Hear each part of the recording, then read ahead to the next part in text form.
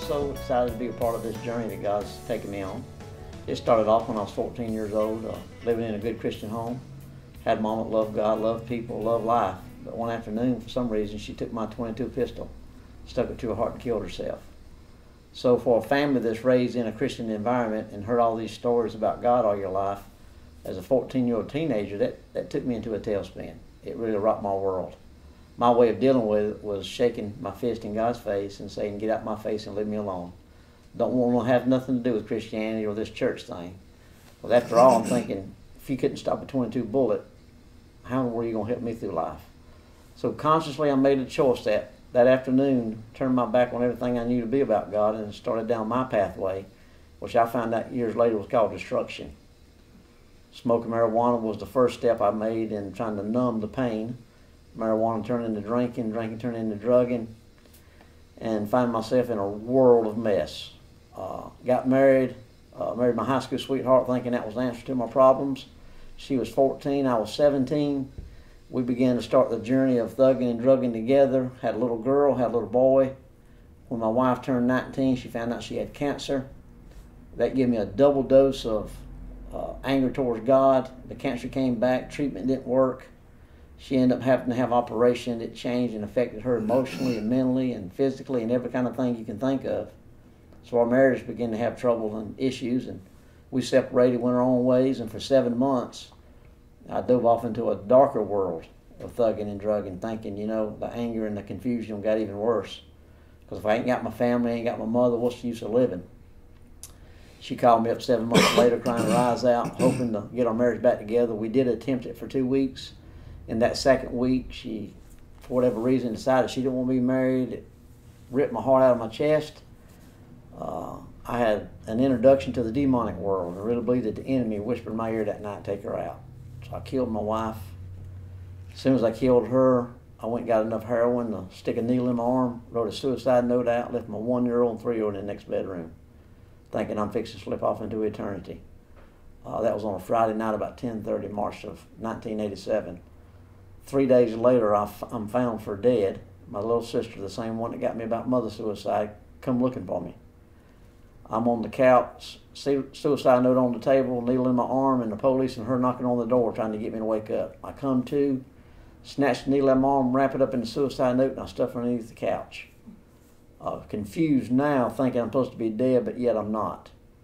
Long story short, I ended up turning myself into the police later on that afternoon.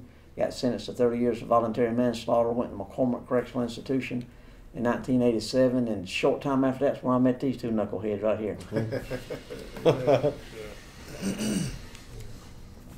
Do you mind introducing yourself real quick? My name is Robert Whitner. And I'm William Harrison.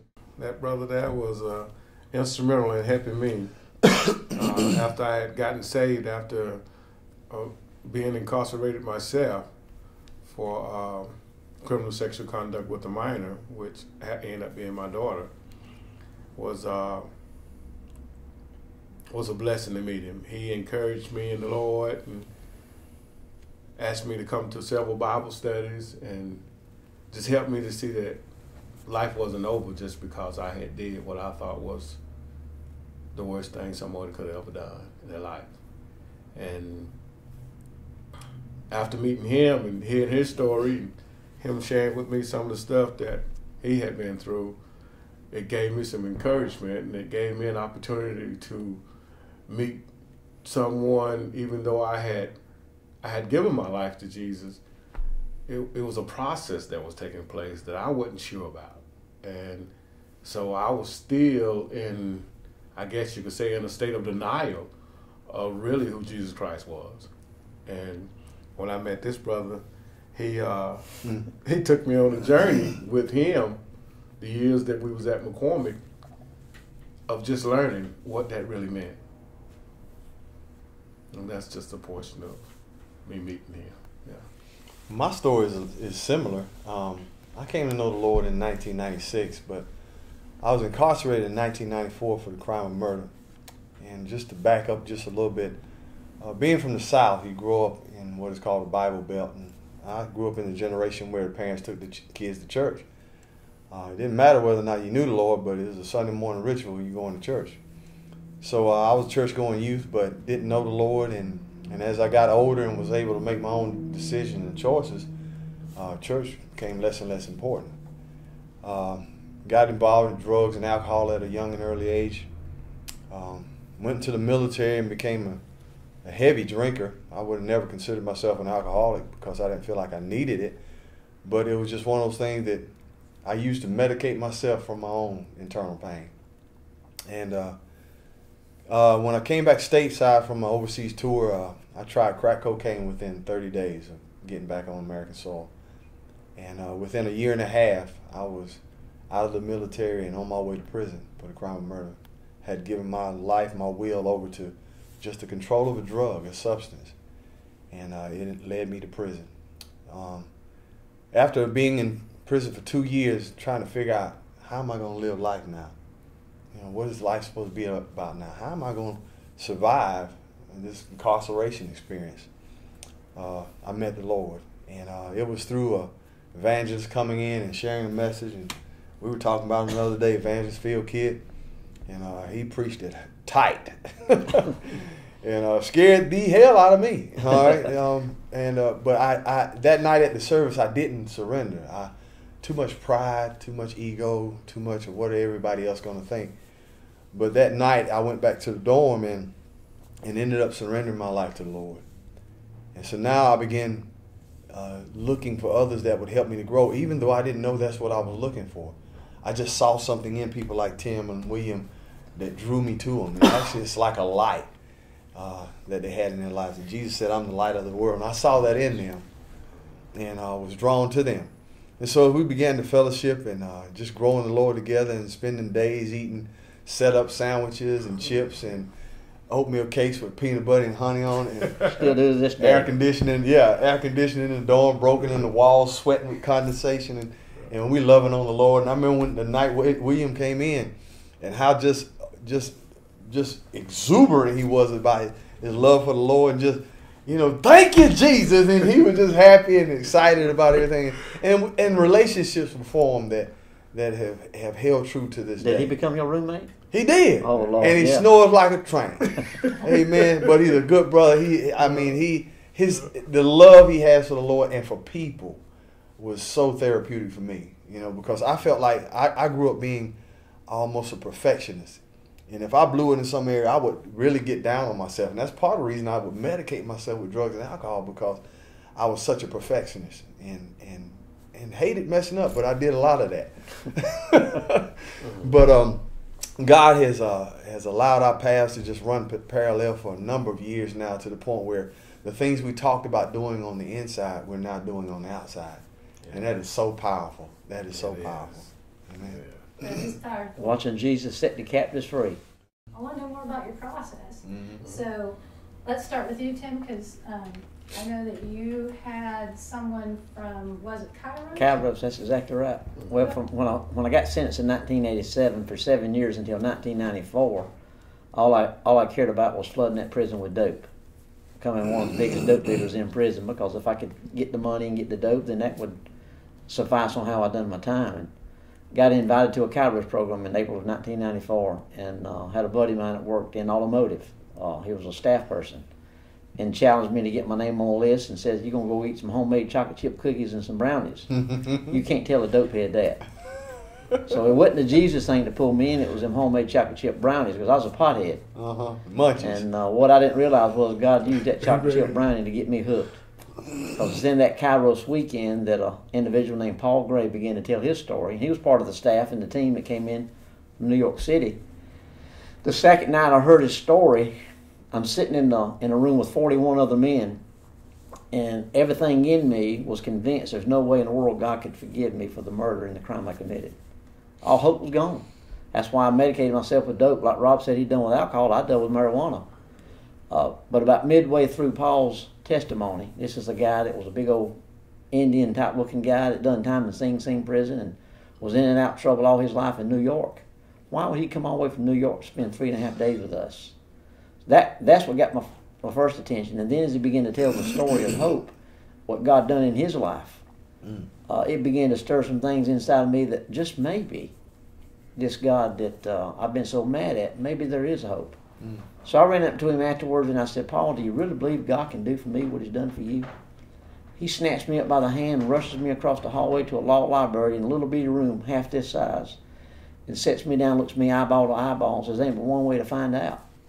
I knew enough about God and the church that he didn't have to lead me in no prayer or say repeat after me. I hit my knees. In about 15 minutes of weeping my way to God, as soon as I said, Jesus, if you're really the Prince of Peace, take my life. I'm yours. I felt 10 tons come up off my shoulders. And a peace flooded my soul, and for the first time in my life, I knew I'd been forgiven. Hallelujah. Not only forgiven, but I was set free, and Amen. I really didn't care whether I got out of the penitentiary or not. Amen. I'd done made up my mind, God, if I got to do the rest of my life in prison, that's okay. I'm going to bloom where you plant me. Amen. Because the peace was so exuberant going on in my life that my feet didn't touch the ground for the next year. I had a radical, on-the-road Paul to Damascus experience. Went back to my dorm. Yeah. Went back to my dorm. Had to go get my cooler with a false bottom in it and told them to flush it. Told the police ain't no more dope coming in. They all looked at me like I was some Martian that was double-headed. Man, you crazy. We got to get this paper. I said, no, we ain't either. For 29 years, I've been a dope dealer. For the next 29 plus, I'm going to be a hope dealer. Mm-hmm. And Paul challenged me to put God to the test for the next 30 days. He said, because this is what's happened. You just got born again, but you fixing to walk back and face 1,250 plus of the worst criminals in South Carolina. And we're going to pack our bags and we're going back home. So let me give you 3 tools to take back with you that if you'll exercise these things, 30 days, I'll ask you, 30 days, eat, sleep, and breathe these 3 things, I promise you God's going to show up in your life in a radical way. That sucker tricked me up and set me up. This April will be 21 years ago that happened. He challenged me to establish a prayer time. God wants to communicate with you, so find you a place every single day, broom closet, mop closet, crawl underneath your bed. You got to get as radical chasing God as the way you was chasing that dope, and find a way to get along with God. He wants to talk to you. I'm thinking, okay, I'm going to gamble by trade. I'll try it. Second thing, you got to get in that Bible. I know it's dusty. Pull it out of your locker. Your family probably sent it to you when you first got locked up. Start in Genesis. Work your way to the maps. And whatever you read, start living it. It's going to sound crazy. It's going to make you feel awkward. But start working God's Word to your advantage. Third thing I want you to do, them homeboys you hanging with, them dope dealers, get rid of them. I want you to go find you some hope dealers. You got brothers like this he was introducing that are sold out to the Lord. Go latch on to them, and for 30 days, eat, sleep, and breathe these 3 things. Ain't been the same since. Amen. Amen. Well, my story coming to the Lord, similar to Tim's, but it has a different little slant on it. And I'm going to get rid of those arms. But I was working as a tutor in the education department, and didn't know God at that time, angry at myself, full of sadness at the pain I caused my family, not to mention the victim's family and everything that I brought about in their life because of the choices I made. So I'm just existing day to day. I'm not living. And I can look back and see that there were 3 things that led to me coming to know the Lord. And one of them was I was working as a tutor, as I mentioned, and Terry would bring the daily bread with him every day. And he would slide over the table at me and say, hey, read today's entry, Rob. And at the time, I didn't want to hear anything about Jesus. I don't want to know nothing about Jesus. You know, I just didn't have any interest, you know. But he was persistent. He's a fisherman. And one thing, if you're going to do about catching fish, you got to keep putting the bait out there. So he would keep coming in, and eventually I started reading it day to day. And so now God's truth is being planted in my heart. You know, God's truth is being planted. The next thing I can look back and remember that happened in my life was I started attending Sunday morning chapel services on my own. You know, I just felt the need to start going back to church. I remember I mentioned earlier about being from the South and growing up in the church. And it was something drawing me back to the services. And so I started attending Sunday morning services and listened to the choir and enjoyed the music and listened to the message, but don't really remember anything they preached. It was just I was there.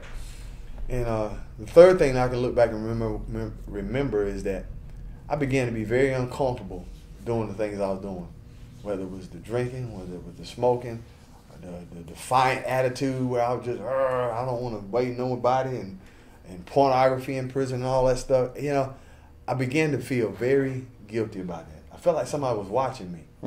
And I realize now, in hindsight, that I was under conviction.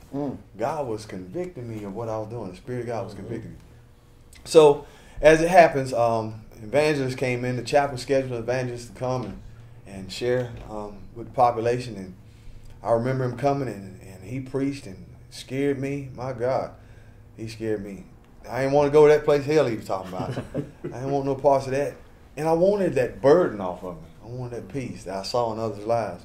Amen. And it actually came about that one night after he preached and had an altar call, I was holding on to my seat. I would not move. Didn't want to go. Didn't want to go. Pride would not let me move. So, but God is merciful, because I went back to my dorm that night, to the dorm, McCormick Correctional, F4A 259 is the cell I lived in. And that night, my roommate left to go somewhere, and I found myself on my knees at my bunk, crying out to the Lord for him to save me. And Jesus did a powerful work, and he made himself real to me. Yes, sir. He made himself real. And there's two distinct memories that I have of that time. One, the buddy I had that I used to smoke dope with and play cards with and just hang out every day with, when he came around and said, "Hey, Rod, let's get high," there was something in me just kicking and screaming and just, no, don't want anything to do with that. Just repulsed by it. And so I wanted to stay away from him. And I don't want anything to do with that. But the other thing was, I would see groups of men on the yard. And I didn't know at the time they were Christians, but I saw groups of men on the yard standing around. They were laughing. They had a smile on their face. And that was different, because in prison, nobody's smiling. You know, it's not a fun place. But these guys were smiling, and they had something different about them. And so I was drawn to them.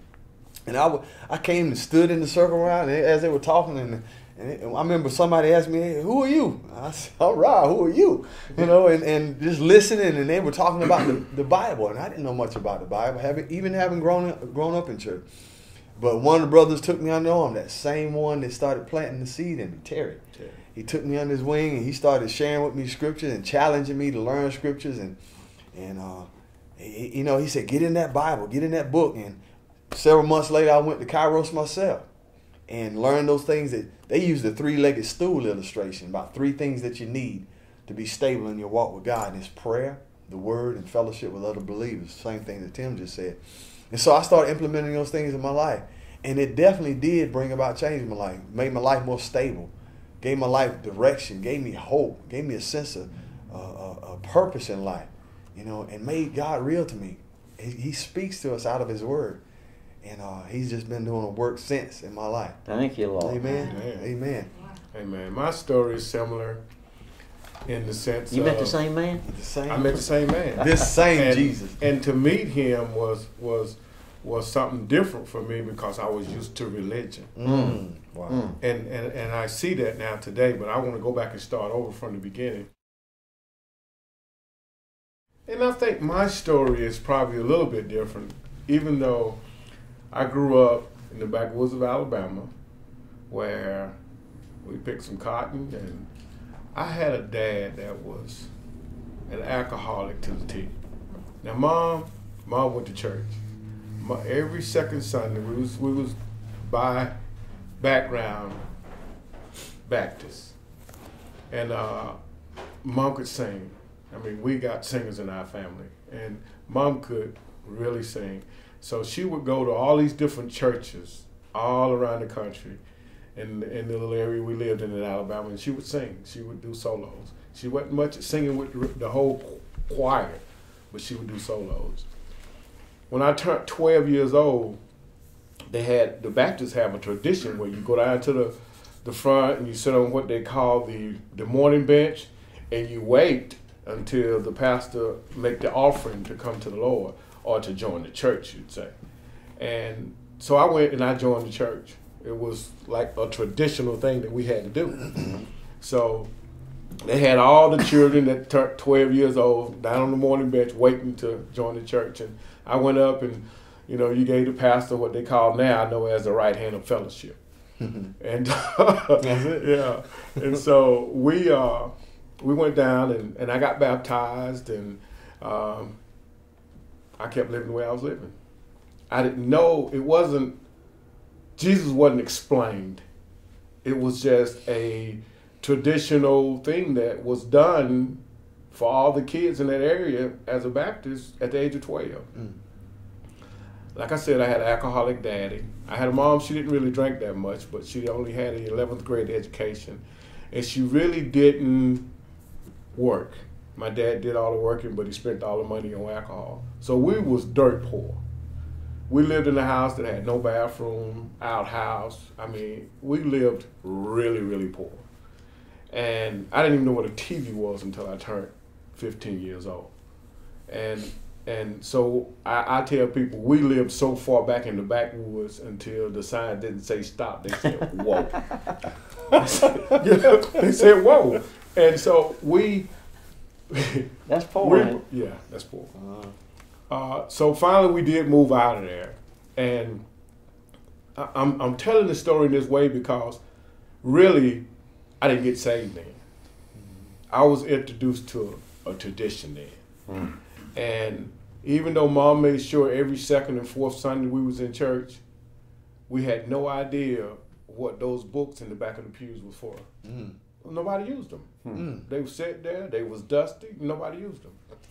Well, to fast forward to 1997, I also joined the military at a young age, at the age of 18, did 13 years, got out the military,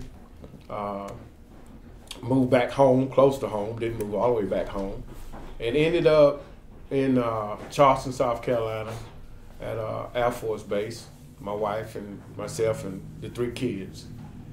And was like Rob said, was a drunk. I mean a stone cold, fall off in the ditch drunk. Never had really done drugs. The most I had dabbled with drugs was a little bit of weed here and there with some of the guys in Alabama. We didn't know nothing about them hard drugs and all of that. None of that. We didn't see none of that in Alabama. At least the area I was in. And so after going to Germany and all these different places of being in the military, and I still really didn't get introduced to any hard drugs. It was just a little bit of weed here and there. And they had some, what they call hashish. And the bricks? Yeah, and well, I never saw it in bricks. I just saw it, small amounts of it. And the guy would take it and crack, break it up and put it in with the weed, and we would smoke it. And it almost, just that one time of doing it almost drove me crazy. I didn't know what had happened to me. I fell asleep. I think I slept for almost 2 days.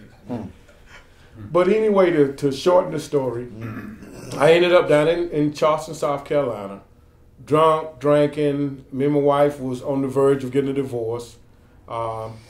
We moved from Huntsville, Alabama to try and rebuild our marriage. I didn't know at the time, but she wasn't really trying to rebuild a marriage. She was trying to get me out of Alabama so she could go back and do what she wanted to do.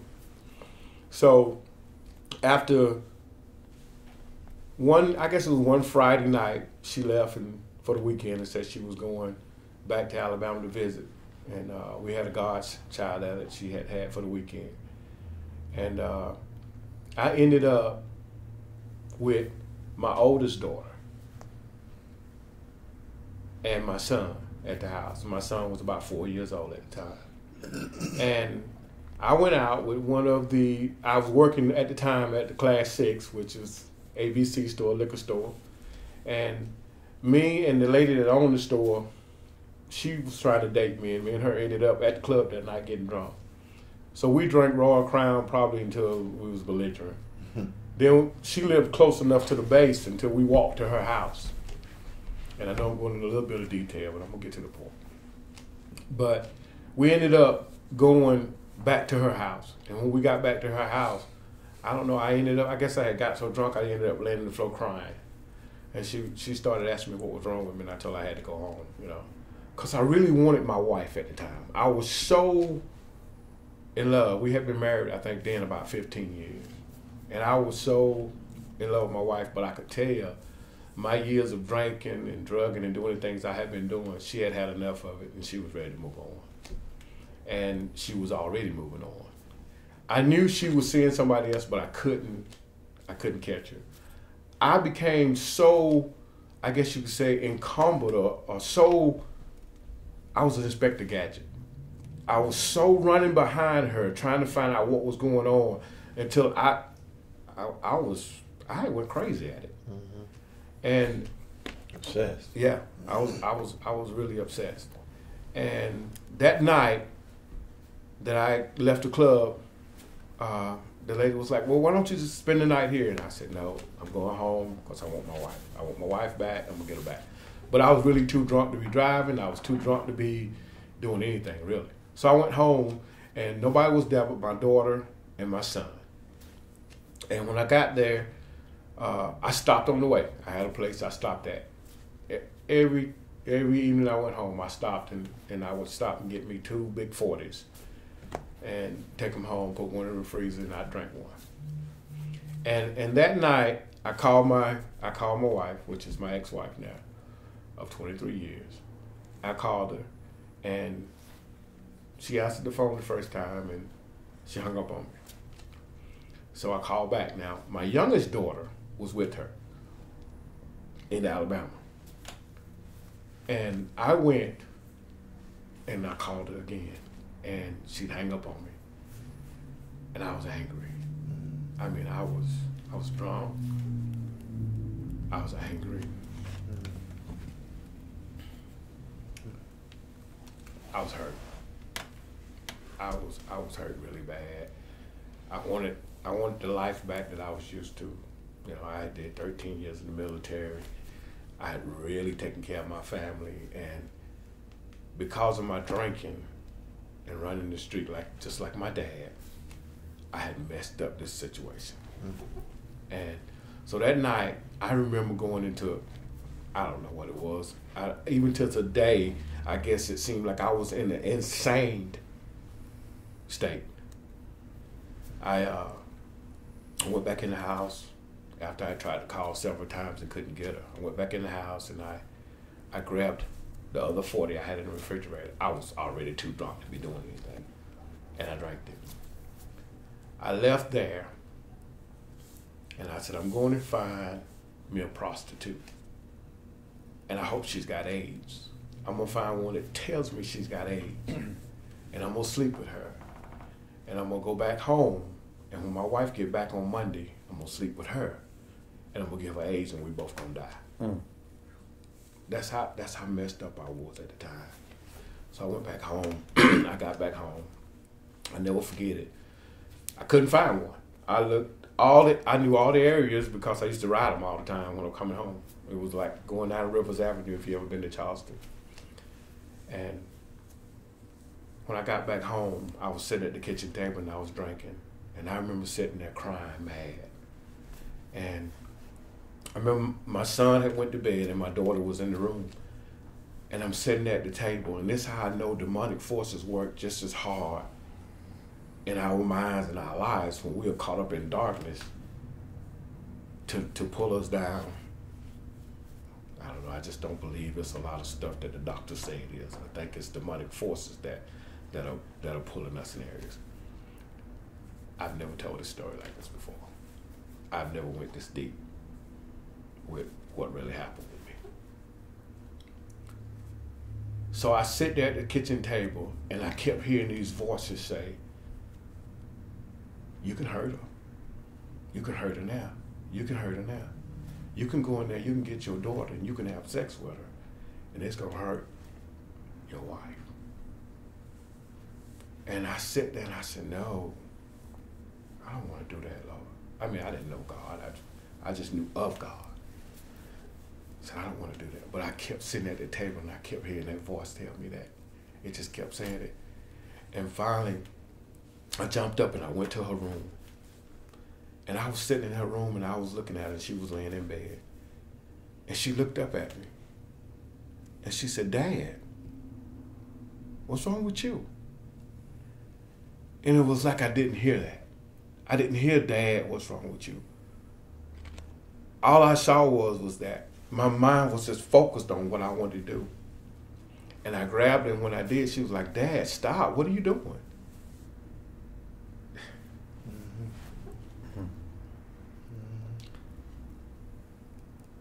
Me and my daughter were so close. She was like my son. She went everywhere with me. We played basketball together. And that night, she didn't fight me. She just said, she kind of just backed up and said, Dad, go ahead. I don't know what you're trying to do, but go ahead. I ain't gonna fight you. So she didn't. And I slept with her. I raped her. Hmm. I don't know if I've ever been able to say that before. Oh, Jesus.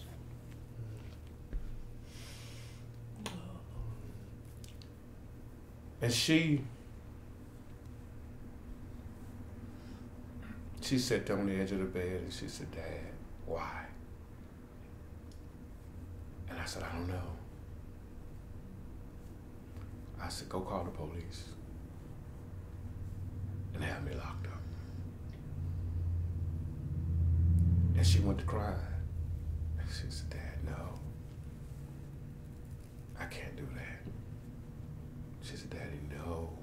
She said, I can't lose my daddy.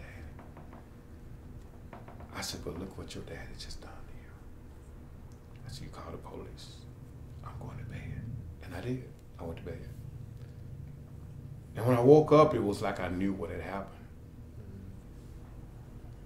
And I was like, oh my God, what did I do? So I jumped out the bed and I went looking for her.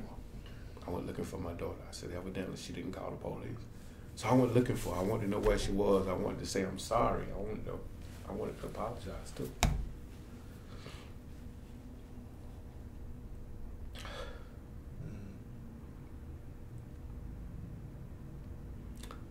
But she wasn't there. My son, he had got up. He used to get up. And he would go and ride his bike. He was 4. He would go and ride his bike. And he was going to ride his bike. And I looked up the street when I looked at the door and I saw him. And when I saw him, I waved for him to come home. I said, DJ, come on. What are you doing way up there? Where's your sister? And he said, I don't know. I think she went to get her hair done. And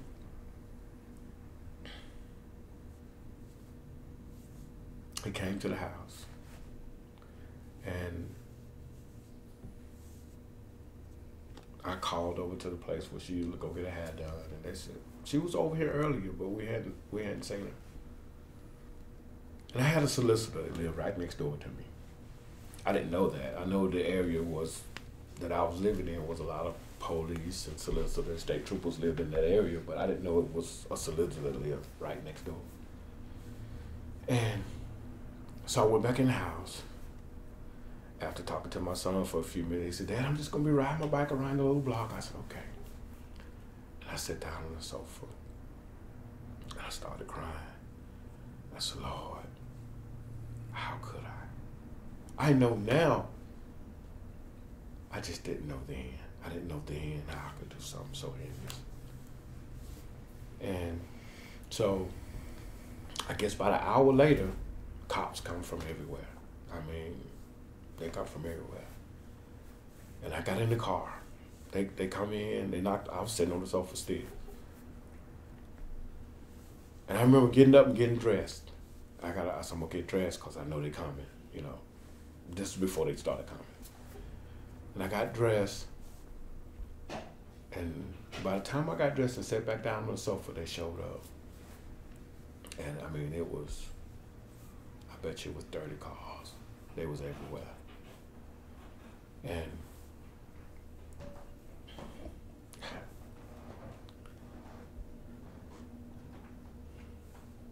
they came in and they got me. And my son, he rode back on his bike. And he rode up and I saw him standing in the yard and he was kind of like sitting sideways on the bike. He said, don't take my dad. He said, please don't take my dad. Please, y'all, don't take my dad. And I looked at him. I said, son, it's gonna be okay. It's gonna be okay. Daddy gonna be all right. It's gonna be okay. And he said, no. And one of the officers grabbed him and they took him back up on the porch. When I left, they was taking me off and I saw him sitting on the edge of the porch. And I saw my daughter in the rearview mirror. I was looking in the rearview mirror. I saw her come out the neighbor's house. And she was screaming. I saw her. She was running down the street behind the car. And they took me to jail.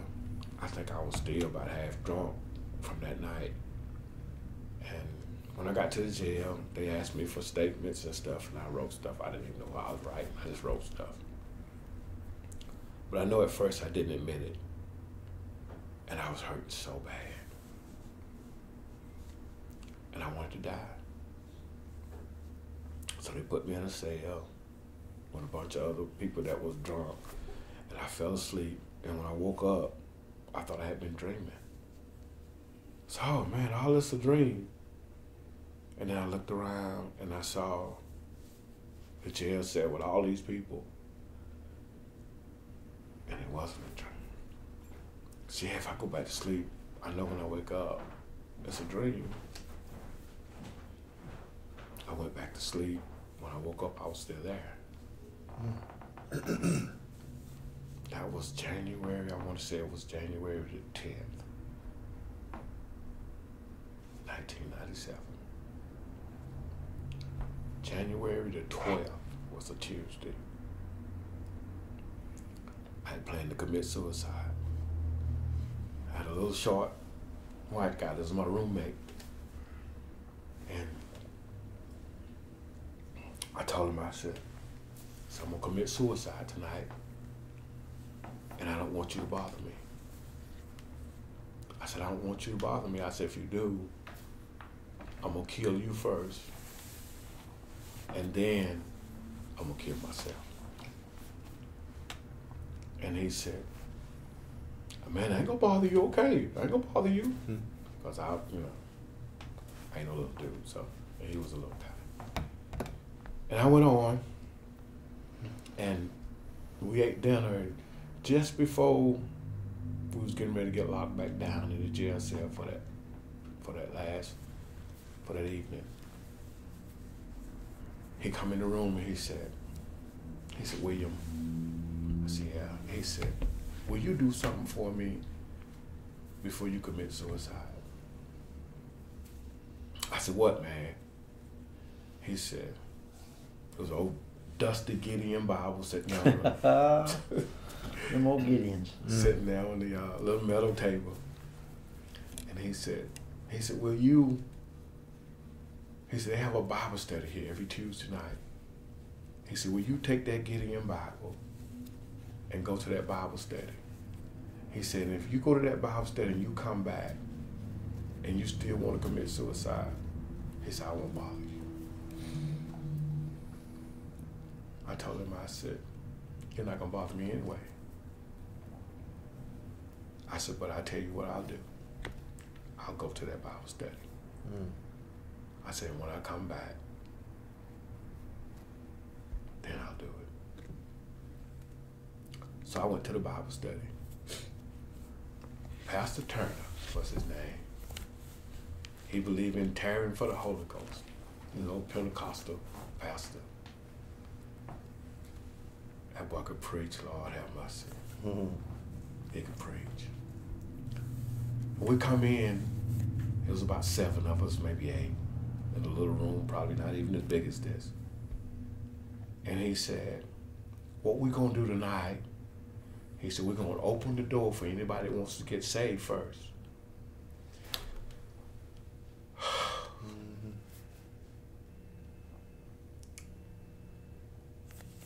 And he said, then we're gonna start tarrying.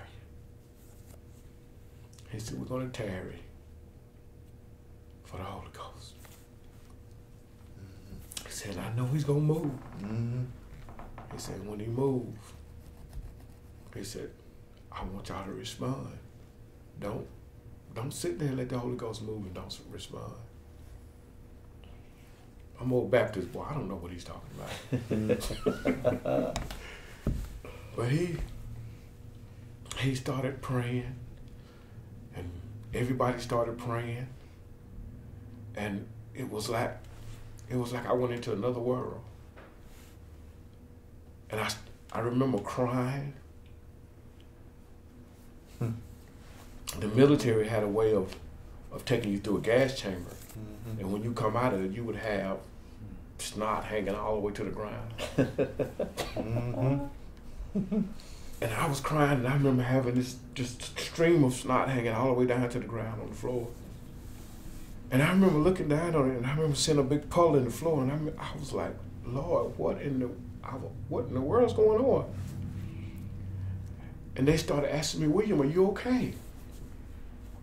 And I was like, what are y'all talking about? We was all in a circle still. And I started looking around at everybody. I said, what are y'all talking about? They said, man, we've been here 20 minutes waiting on you.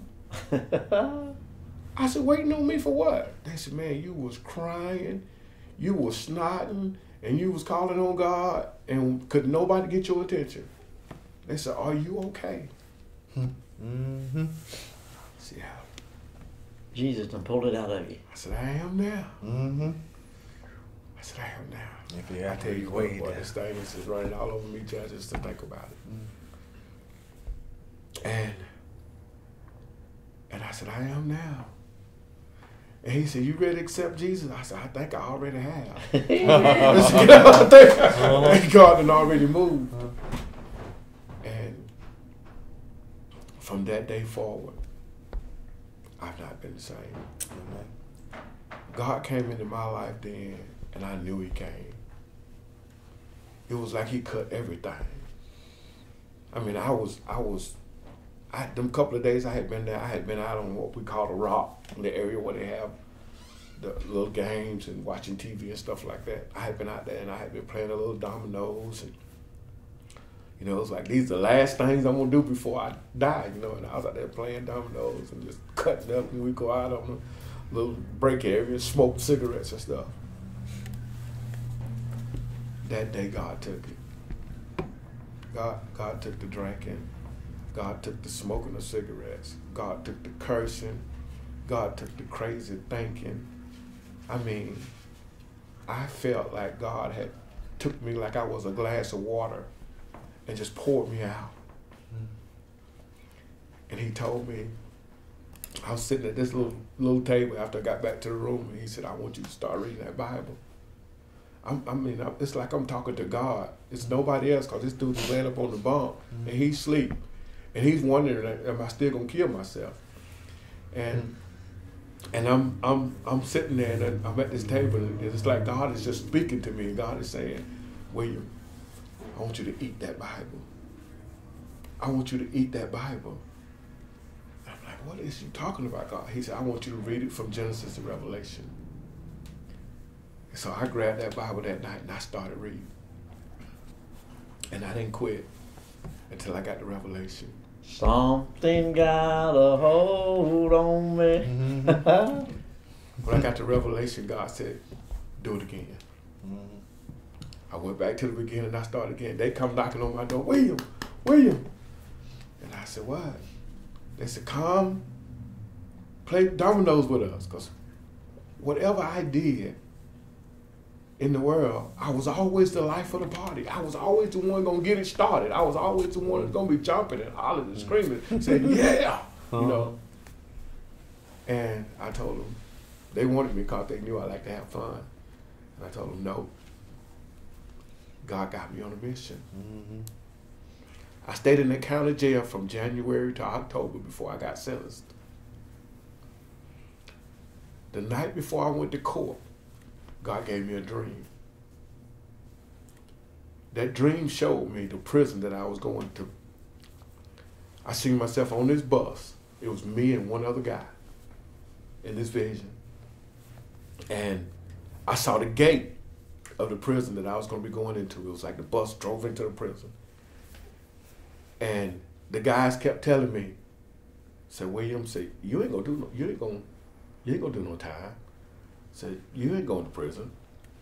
You done been in the military, you did 13 years, you've been to the Gulf War, you did 6 months over there, you ain't never been in trouble, you ain't never been locked up. They ain't gonna send you to prison. But God had showed me I was going to prison.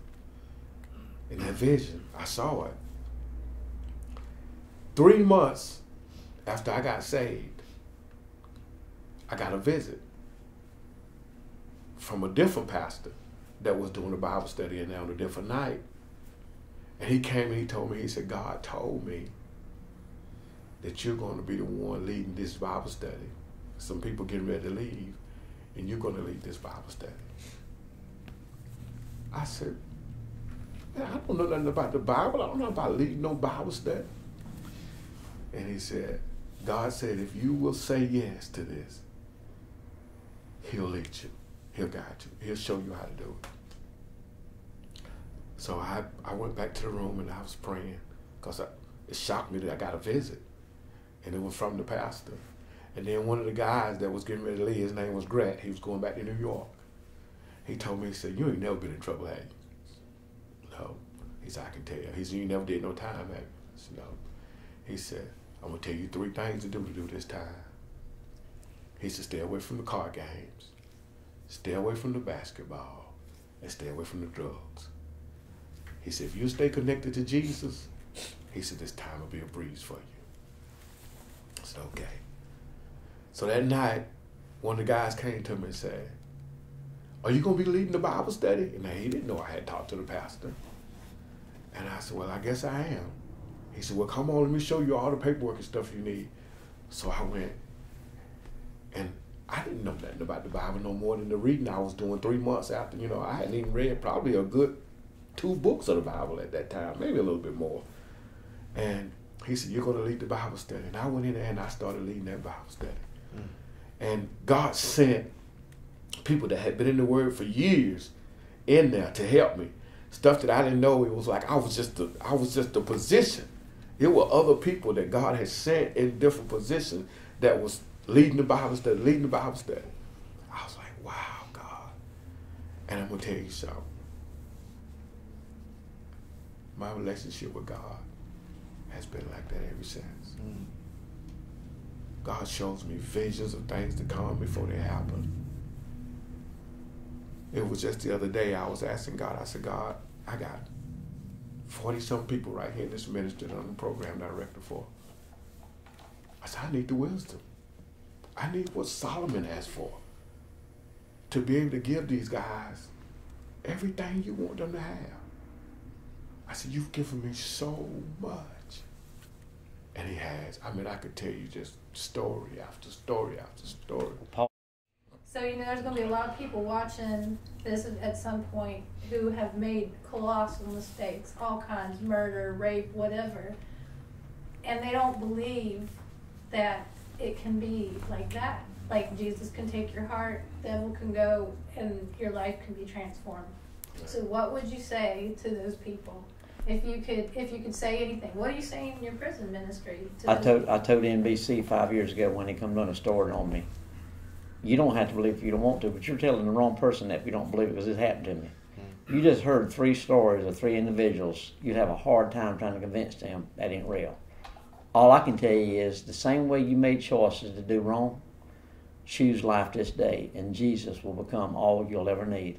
Bottom line. But you have to be sick and tired of being sick and tired. That's it.